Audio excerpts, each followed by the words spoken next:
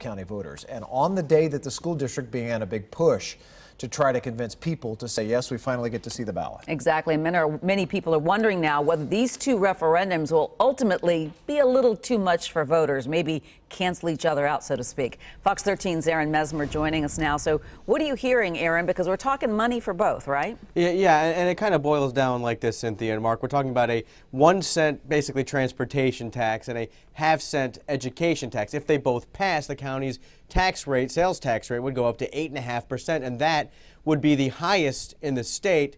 But of course, this is a big if. Some hotly contested races top off the November ballot, but two items at the end of it are just as important to a lot of Hillsborough County voters. A lot of people get tired of sitting in traffic. I definitely think the schools could use a little bit more help. Two separate referendums take aim at both of those issues. The first is a 1 cent sales tax increase for transportation.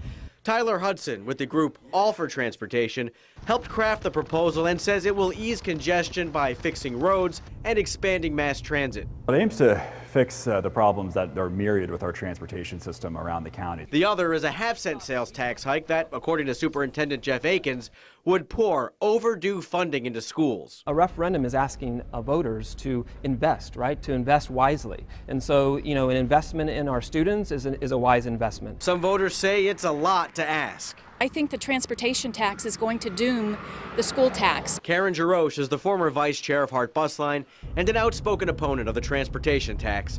She doesn't think the two should even be on the same ballot. I believe the school tax is based on student needs, and the transportation tax is all about the wants of downtown developers and wealthy sports team owners. But Hudson and Akins believe the proposals actually go hand in hand. I think both transportation and education have unmet needs in Hillsborough County that are critical. It would do our school district very, very well to have properly funded roads so that our buses and our transportation system and all of our employees and our parents can get to their local schools. Some say they have no problem voting yes to both as long as they deliver on their promises. You always got to put some in to get something back, and I think everybody's excited to see Tampa grow.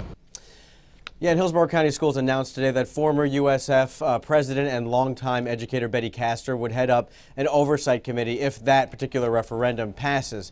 Okay, so let's talk about where these fall on the November ballot. This right here is a sample ballot, and it's pretty lengthy, especially for a midterm election. These two referendums, you're going to have to go all the way to the very last of 5 pages to find those two referendums. So voters are going to have to be a little bit patient and go through this whole thing if they want to weigh in on whether or not they want both of these taxes, Cynthia. I looked at that ballot too, Aaron. It is something. You've got to give yourself some time to vote this year. Absolutely. If you wait till day of, for sure. Exactly. All right. Thank you so much.